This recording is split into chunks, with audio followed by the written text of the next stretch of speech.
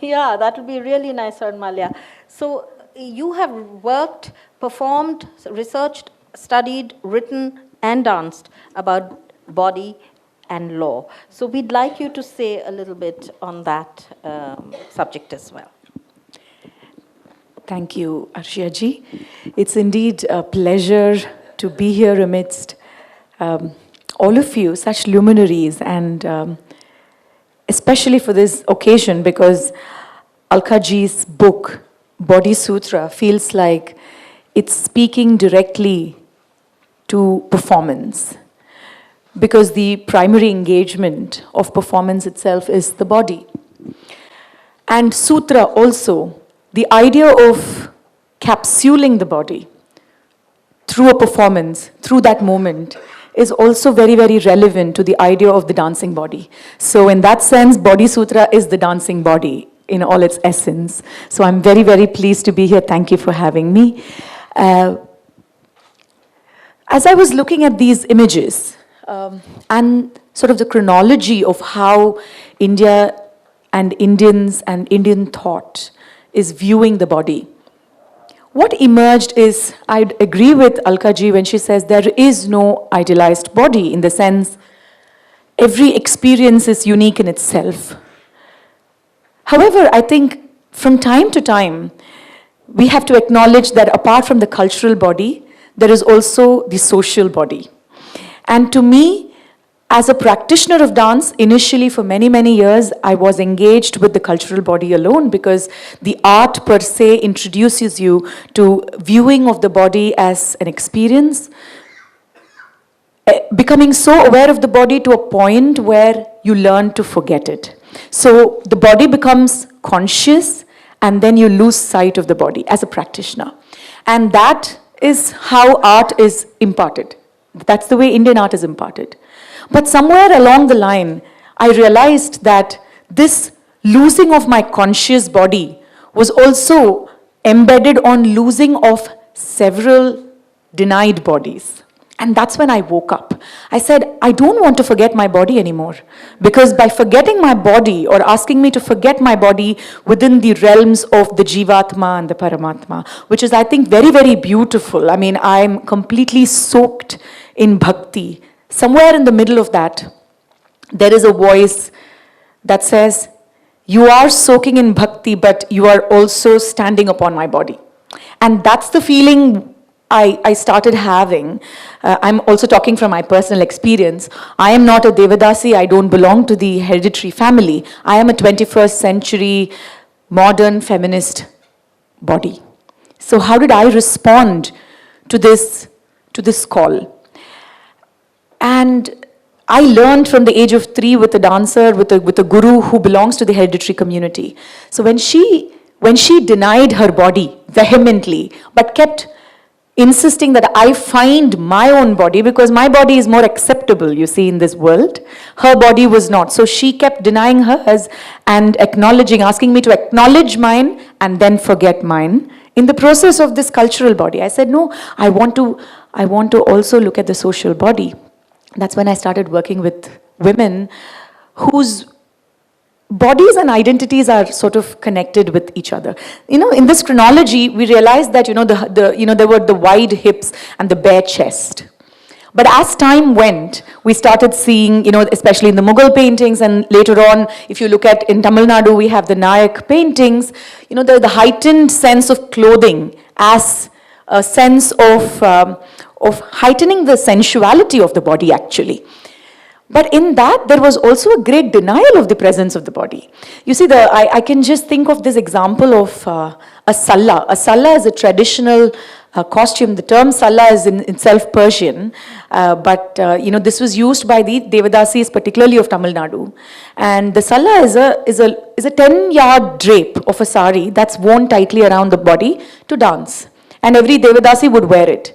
And my guru, I remember, told me once that after tying about 8-9 yards of the sari, the last 1 yard would be left loose, and it was the job or the ritual of the Nattavanar to come and help the dancer tighten it around her waist.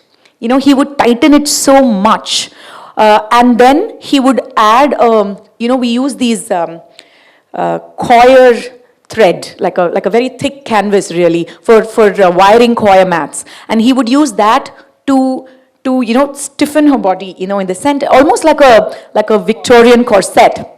Right, and she would wear that, and then the rest of the sari, the last half of the pallu, would flow. The salla would flow in the front. So to look at the sari, to look at the salla itself is beautiful because it's flowing and it's moving and it allows the dancer this physical agency. However, she's gripped at the hip. So when I wore the salla for the first time, I realized what it is to be restricted like that from within. I'm often reminded of the water lilies as the poem because, you look at how, and the image itself, where there is all of this happening, action around, underneath, but on the surface, it's all about the beauty.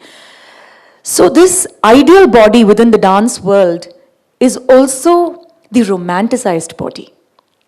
The romantic body, it's not the romantic body as in Radha and Krishna or Shiva and Parvati alone. It is not the Sukshma Sharira it is not that. It is also the romanticized body of the dancer and how the male gaze or the gaze, I don't even want to call it the male gaze because much of the male gaze was also the female gaze. So the gaze itself gave the body this agency and this restriction. So in many ways, to me, the dancer's body is a site of both resistance and assertion. If you look at the story of Madhavi of Silapadigaram, who was a courtesan from the 4th century, 5th century. Now she, when Kovalan, her husband, dies, and she's expected to take on another paramour, she refuses this moment in her life. She refuses to do that, and she actually becomes a Buddhist monk. And the first thing she does is chop her hair off. She shaves her head off, and she does that. She shaves the head of her 13-year-old daughter Manimegalai, and they become ascetics. Now, this in so many ways is sort of this subversion of this identity that the world was giving her body, right? So by denying that, she did that. But there are so many other women later on. Not everybody can shave their hair off and become an ascetic. And I kept wondering if there is this value judgment one has to place between a Madhavi, because that's how the narrative goes. When you're looking at the law, closer to the time of the law, people kept saying, Madhavi was the courtesan, quintessential courtesan, and she was so pure that she would give up her life of pleasure and become an ascetic. But here are these women who are debauched. So I kept wondering if there is a counter argument to that. And that is that these women had agency within their performance itself. And which is why I think I would take you up on the offer to maybe showcase a padam. Please do that, please. Because I think, if you look at, most of the padams were written by men. Kshetraya, Sarangapani, all of them were great padakartas, poets who were all men. Bharata was a man. Every author, if you look at every treatise, they're all men. And they were deeply engaging with the female psyche and the female body. So is it always the male gaze? I don't think so, because there may be a male gaze, all right, but then when she takes it on her body, she transforms it, she makes it her agency. And to that extent, I think the way in a padam particularly, there are so many examples I can think of where, she's still the dancing woman. She is the only woman in her time who has the agency to get on a stage, to perform. She has a right. So Display her body. Display her body, engage with her body, talk about it. And she embraced also the indignity that came with it. She embraced it. So she called herself a Veshya many a times. There are so many padams where she says, I'm a Veshi and I have so many desires. She would sing it. So I think the disengagement of the body is not there. Like you said, it is absolutely a continuum. But it's very interesting to see how the denied body keeps resurrecting itself through the very same moments that you give them to deny it. So let's see.